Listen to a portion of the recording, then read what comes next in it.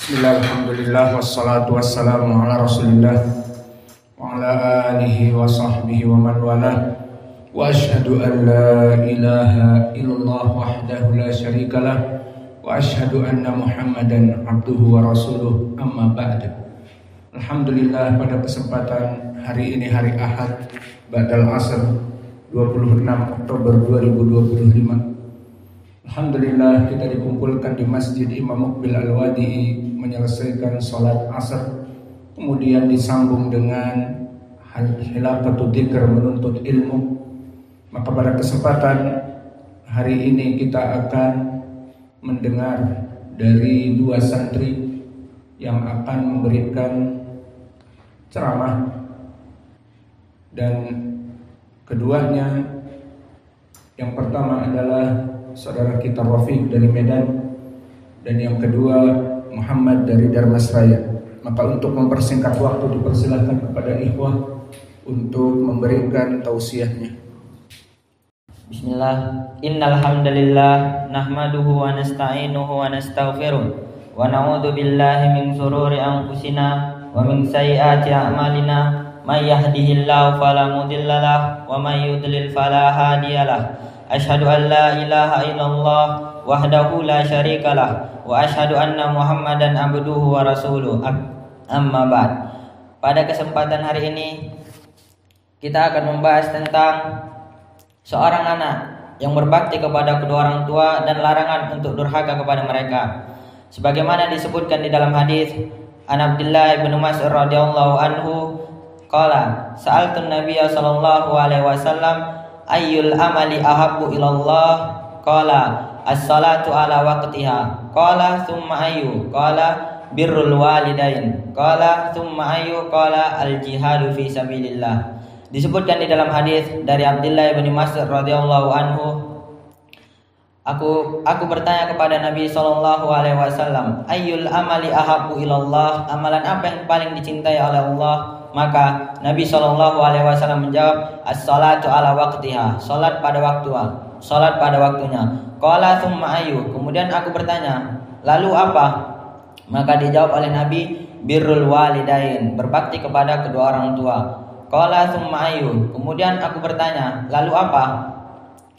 Kemudian dijawab oleh Nabi, al-jihadu fi sabilillah, berjihad di jalan Allah. Dari hadis ini bahwasannya amalan yang paling dicintai Allah adalah berbakti kepada orang tua.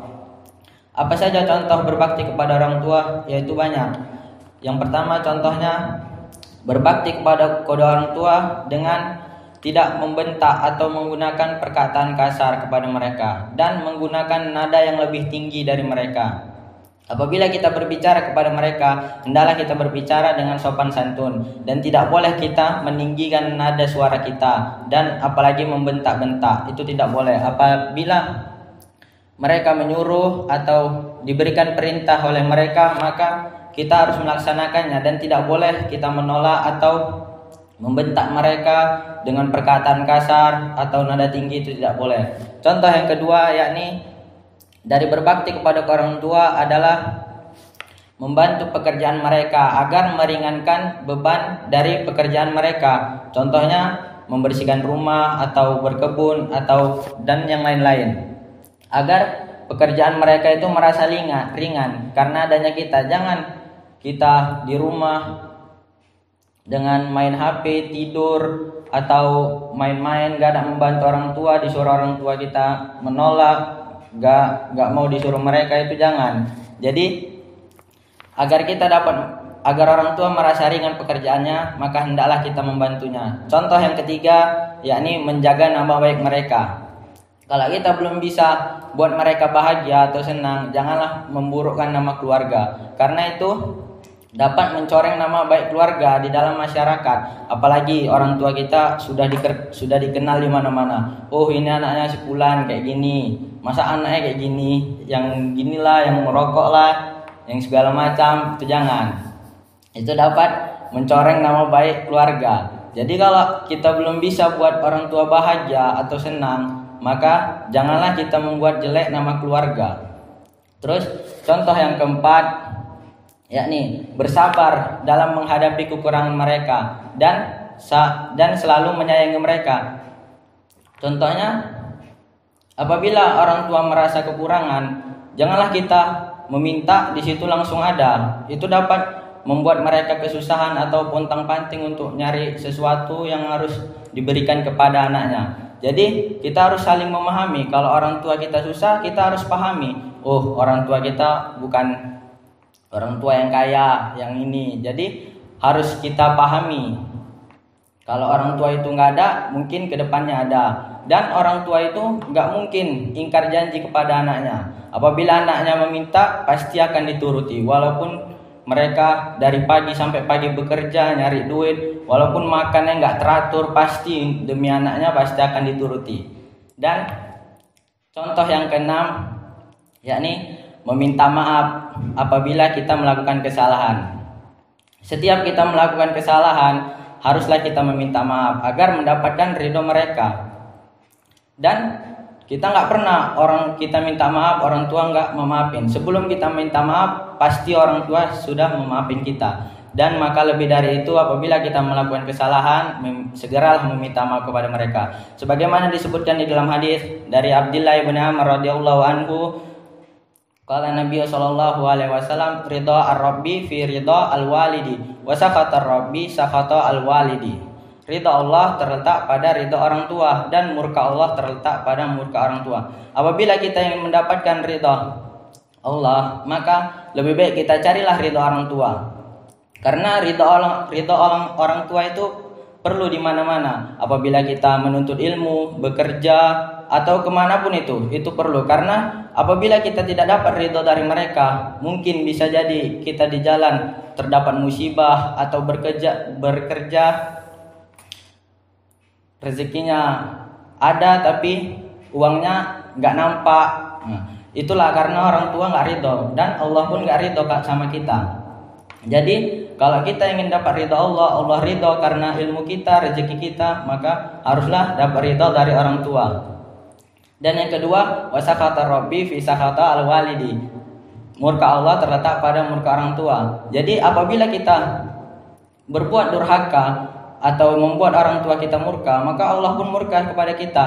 Mungkin bisa jadi kita diberi, karena kita orang tua murka kepada kita diberi musibah atau diberi dosa, penyakit atau segala macam. Maka lebih dari itu, janganlah buat orang tua murka, karena Allah pun akan murka kepada kita. Apalagi kita membentak-bentak orang tua, itu termasuk dosa besar dan membuat murka orang tua dan Allah. Dan disebutkan juga di dalam hadis dari An-Nabi Bakrah radhiyallahu anhu, qala Nabi sallallahu alaihi wasallam, ala unabbiukum bi akbaril kabair? Qulna bala ya Rasulullah. Qala al-isyraku billah wa uququl walidain wa qauluz zur aw syahadatuz zur. Dari Abu Bakrah radhiyallahu anhu, Nabi sallallahu alaihi wasallam bersabda, ala unabbiukum bi akbaril kabair? Maukah aku beritahuan kepada kalian dosa-dosa yang paling besar?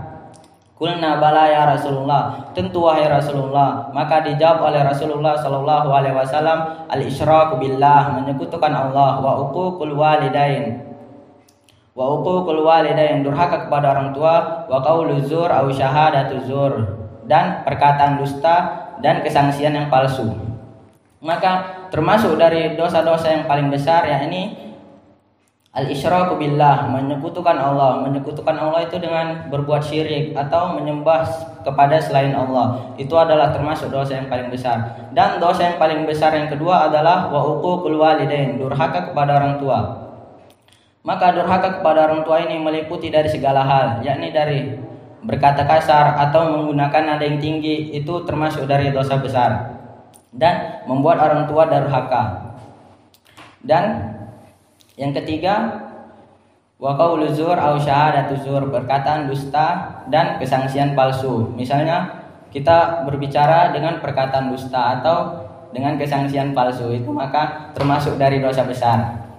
Mungkin ini saja yang bisa saya sampaikan. Subhanakallahumma wa bihamdik, asyhadu an la ilaha illa anta, astaghfiruka wa atubu. Bismillah, innal hamdalillah nahmaduhu wa nasta'inuhu wa nastaghfiruh wa na'udzu billahi min shururi anfusina wa min sayyiati a'malina.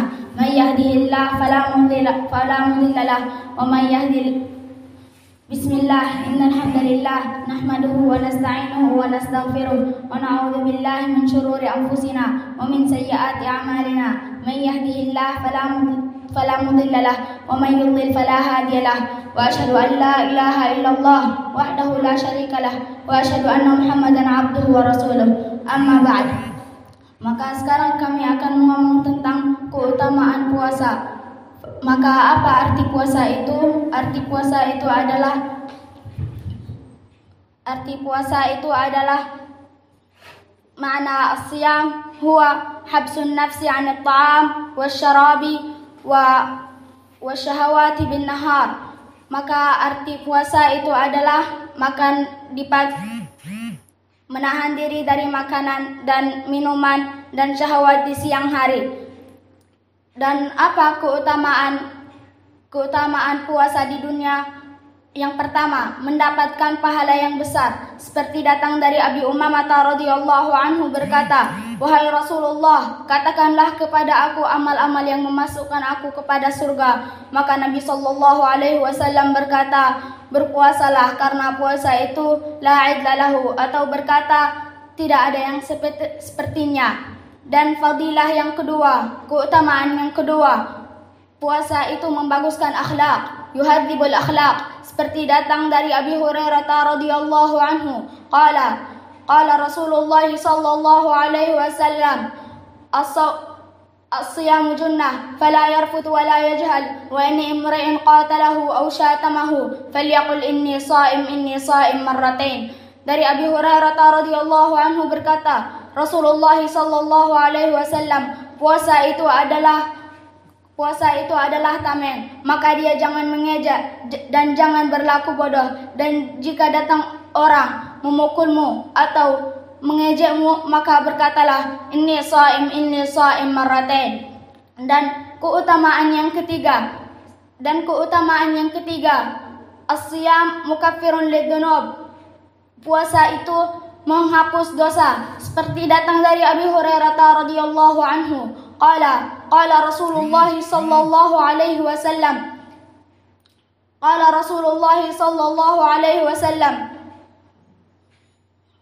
Salawatul khams wal jumu'ah. Man sama Ramadanan imanan wa ihtisaban ghufira lahu ma taqaddama min dhanbi. Nabi sallallahu alaihi wasallam berkata, barang siapa yang berpuasa Ramadan imanan dan ihtisaban kepada Allah, maka dihapus dosanya. Dan keutamaan yang keempat, puasa itu bersyafaah kepada temannya, seperti datang dari Abdullah ibn Amr ibn As radhiyallahu anhu, qala Rasulullah sallallahu alaihi wasallam, as-siyam wal Qur'an yashfa'an lil 'abdi yawm al-qiyamah fayaqulu as-siyam ay rabbi laqad mana'tuhu min at-ta'ami wasyahawati bin nahar fashfa'ni fihi, wa yaqulu al-Qur'an ay rabbi laqad mana'tuhu min an-nawmi bil-lail fashfa'ni fihi, qala fayashfa'an. Dari Abdullah bin Amr bin Al-As radhiyallahu anhu berkata Rasulullah sallallahu alaihi wasallam, puasa dan Al-Qur'an bersyafaah kepada temannya di hari kiamat. Berkata puasa, wahai Allah, aku melarang dia makan dan minum dan bersyahwat di siang hari, maka bersyafaatlah aku kepada dia. Dan Al-Quran berkata, wahai Allah, aku melarang dia tidur malam, maka bersyafaatlah aku kepada dia, maka disyafaatkanlah. Dan fadilah yang kelima, keutamaan yang kelima, puasa itu pelindung dari api neraka, seperti datang dari Abi Sa'idin Al-Khudri radhiyallahu anhu berkata Rasulullah sallallahu alaihi wasallam, Man sama yawman fi sabilillah ba'adallahu wajhahu 'anil nar 70 kharifa. Seperti datang dari Abi Sa'id Al-Khudri radhiyallahu anhu berkata Rasulullah sallallahu alaihi wasallam, barang siapa yang berpuasa satu hari untuk Allah, maka Allah menjauhkan wajahnya dari api neraka 70 tahun. Dan ini yang bisa aku ngasih kalian, dan wa naktafi lahuna wa jazakumullahu khairan.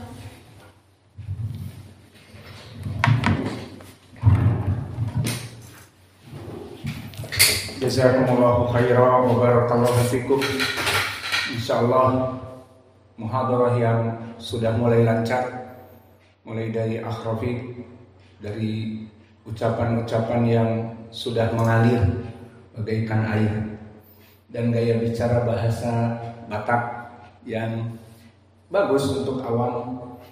Namun tinggal ditambah takhrij hadis. Itu hadis yang kedua tuh riwayat siapa dan seterusnya. Dan untuk saudara kita Muhammad, alhamdulillah bagus, banyak dalil-dalil, juga ditambah lebih detail lagi, dikeluarkan siapa, kedudukannya apa, sahabatnya siapa. Jazakumullahu khairan.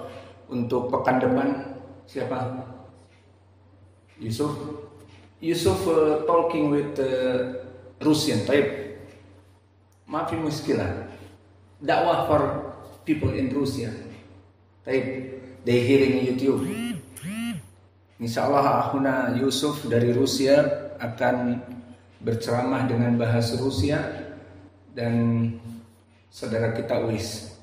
Jazakumullahu khairan wa barakallahu fikum.